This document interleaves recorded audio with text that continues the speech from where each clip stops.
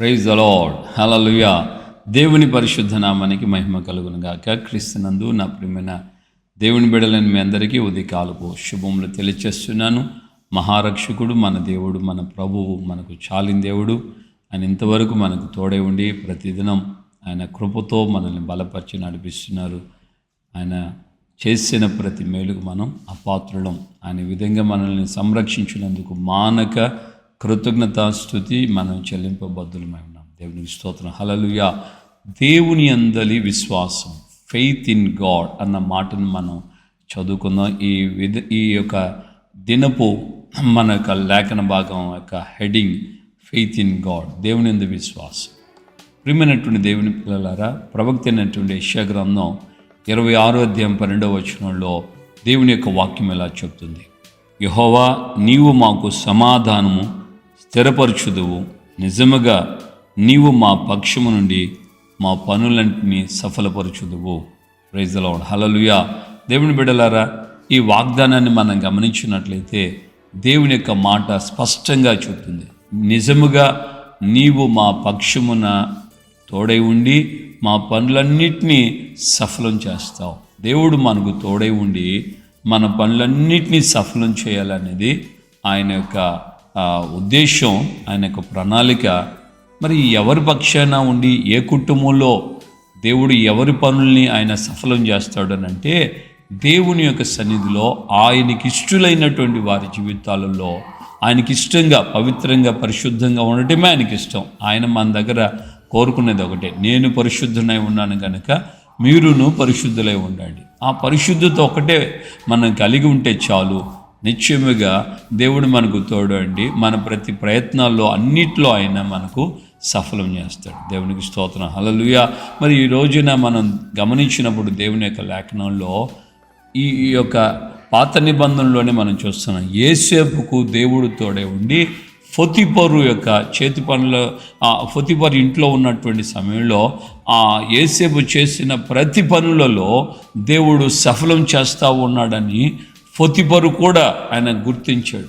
దేవునికి స్తోత్రం. యోసేపు చేస్తున్న ప్రతి పనిలో దేవుడు ఆయనకు తోడే ఉండి ప్రతి పనిని సఫలం చేస్తూ ఉన్నట్లుగా మనం చూసాం. అంటే యోసేపు యొక్క జీవితాన్ని మనం గమనిస్తే ఆయనలో ఉన్న పరిశుద్ధత, ఆయనలో ఉన్న పవిత్రత, ఆయనలో ఉన్నటువంటి దైవ సంబంధమైనటువంటి ఉద్దేశాలు, జీవితాలు, దైవికమైన భయం, ఎవరున్నా లేకపోయినా ఆ భయం, దైవ భయాన్ని కలిగి ఉండి అందరూ ఉన్నప్పుడు భక్తులుగా, భక్తురాళ్ళుగా కనబడటం గొప్ప విషయం కాదు. ఒంటరిగా ఉన్నప్పుడే వ్యక్తిగత జీవితంలో పరిశుద్ధతను ఎలా కాపాడుకుంటామో ఆ పరిస్థితిని దేవుడు చూస్తుంటాడు. సో అలాంటి వ్యక్తులు జీవితాల్లో వారు చేసే ప్రతి పనిని ఆయన సఫలం చేస్తాడు. మరి ఈ రోజున మన వ్యక్తిగత జీవితంలో మనం పరిశుద్ధతను కాపాడుకుంటున్నామా? పరిశుద్ధంగా ఉంటున్నామా? మన చూపుల్లో, మాటల్లో, ఆలోచనలో, క్రియ, నడక, తలంపుల్లో పరిశుద్ధతను మనం కలిగి ఉంటున్నామా? ప్రత్యేకంగా చేతిలో ఉన్న సెల్ ఫోన్ ద్వారా మనం పరిశుద్ధతను కాపాడుకుంటున్నామా, పోగొట్టుకుంటున్నామా? ఫోన్ మనకు అవసరమే. ఫోన్ ద్వారా మన జీవితాల్లో మనం కొన్ని మేలులు అనుభవిస్తాం, కానీ మేలుల కంటే ఎక్కువగా కీడుకు ఆధారం ఉంది, ఆస్కారం ఉంది. మరి నువ్వు ఎటువైపు వెళ్తావు? నీ మనసు దేనివైపు ఏడవబడుతుంది? నువ్వు దేని విషయంలో నీ జీవితాన్ని అప్పగించుకుంటున్నావు? కేవలం ప్రార్థన చేస్తూ ఉన్నప్పుడు మాత్రమే ఈవెన్ నీ చేతిలో ఉన్న సెల్ ఫోన్ అయినా నువ్వు జయించగలవు.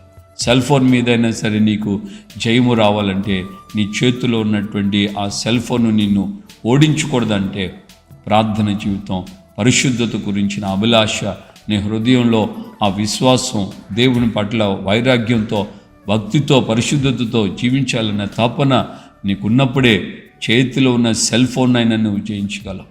సాధారణమైన సెల్ ఫోను అని అనుకోకండి, అది చాలా ప్రమాదకరమైన సెల్ ఫోన్. మనకు అవసరమే, కానీ ఆ సెల్ ఫోను మన జీవితాన్ని ప్రాణం తీసేటట్లుగా ఉండకూడదు. మన యొక్క చూపులు, మాటలు, ఆలోచనలు అన్నీ కూడా డైవర్షన్. ఇవన్నీ కూడా మనం జయించాలంటే ప్రార్థన, పరిశుద్ధత, దైవ వాక్యం పట్ల ధ్యానం. దేవుని యొక్క లేఖనాలు అలా చెప్తున్నాయి. హృదయంలో దేవుని వాక్యం నింపబడి ఉంటే పాపానికి మనం చోటు ఇవ్వలేము, పాపం మనం చేయలేము అని.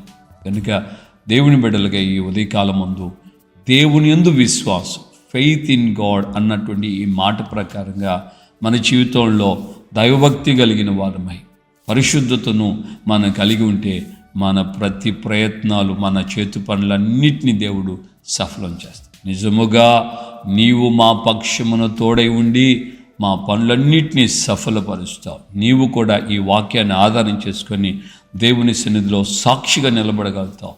నిశ్చయం దేవుడు నాకు తోడై ఉండి నేను చేసే ప్రతి పనిని సఫలం చేశాడు అని. ఈరోజు నీ జీవితంలో ఎంతకాలం నువ్వు అపజయాల్లోకి వెళ్ళిపోయావు, అపజయం పాలయ్యావు, దేని విషయంలో నీకు జయం లేకుండా పోయిందో, ఏ విషయాల్లో అపజయం పాలైపోయావో, చదువు, ఆధ్యాత్మికమైన అభివృద్ధి, ఆరోగ్య విషయాల్లో, ఆర్థిక విషయాల్లో, ఇక నలు విషయాల్లో ఏ విషయాల్లో నువ్వు అపజయం పాలైపోయావు, వాటన్నిటిలో నీకు జయము కలగాలి. నువ్వు దైవ సంబంధంగా విజయంతో నడిపించబడాలి. నీ ప్రతి పనిని దేవుడు సఫలం చేయాలంటే పరిశుద్ధతే ప్రాముఖ్యం. పరిశుద్ధత, ప్రార్థన జీవితం, సహవాసం, దైవజనులతో, సంఘంతో సహవాసం ఇలా కలిగి ఉన్నప్పుడే నిత్యముగా నీ జీవితాన్ని దేవుడు తప్పక ఆస్వాదిస్తాడు. నువ్వు చేసే ప్రతి పనిని ఆయన నీకు సఫలమయ్యేటట్లుగా చేస్తాడు. యెహోవా, నీవు మాకు సమాధానము స్థిరపరుస్తున్న మాకు సమాధానాన్ని స్థిరపరచువాడవు. నిజముగా నువ్వు మా పక్షాన తోడై ఉండి మాకు జయం అనుగ్రహిస్తాడు. ఆ మాటను ప్రతిదినం నువ్వు చెప్పగలగాలి అంటే నీ జీవితంలో పరిశుద్ధత ప్రాముఖ్యం, ప్రార్థన జీవితం అవసరం. మూడవదిగా సహవాసం, దేవునితో, దేవుని యొక్క సేవకులతో సహవాసం అవసరం. అప్పుడే నీ జీవితంలో నువ్వు ఏ పని చేసినా దేవుడు నీకు తోడై ఉండి నీ పనులని సఫలం చేస్తాడు. ప్రభు నిన్ను ఆ విధంగా స్థిరపరిచి నడిపించును గాక. ప్రార్థన. ప్రేమగల తండ్రి, మీకు వందనాలు. ఉదయకాలం ముందు మాతో మీరు మాట్లాడారు తండ్రి, అందుని బట్టి మీకు స్తోత్రాలు.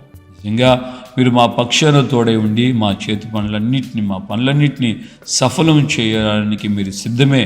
కానీ మేము పరిశుద్ధతను కలిగి ఉండాలని, ప్రార్థన జీవితం కలిగి ఉండాలని, అలాగే సహవాసం కలిగి ఉండాలని ప్రభా, మీ మాటల చేత, మీ ఆత్మ చేత మమ్మల్ని మీరు హెచ్చరించారు, బలపరిచారు, ధైర్యపరిచారు.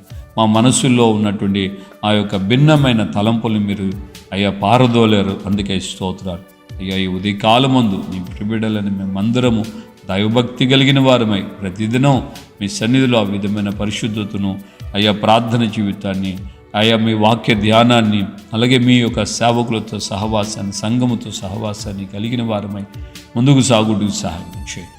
ఈ మాటలు ప్రతి వారి జీవితాలకి ఉపయోగకరంగా ఉండేటికి సహాయం చేయండి. యేసు పరిశుద్ధ నామములో ప్రార్థన చేసి పొంది ఉన్నాము తండ్రి. ఆమేన్.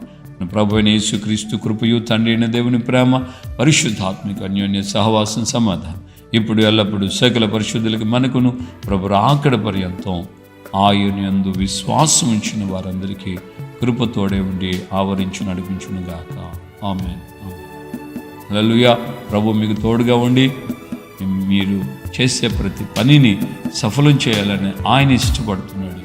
మరి ఆయన కోరుకున్నట్లుగా పరిశుద్ధతను, ఆయన కోరుకున్నట్లుగా ప్రార్థన జీవితాన్ని, ఆయన కోరుకున్నట్లుగా దైవ సంబంధమైన దేవునితోనూ, దేవుని సేవకులతోనూ సహవాసాన్ని మనం కలిగిన వారమైతే మన ప్రయత్నాలన్నీ, మన పనులన్నీ సఫలమవుతాయి. కృప మీకు తోడుగా ఉందాక దేవుడు మిమ్మల్ని ఆ విధంగా ఆశీర్వదించాడు.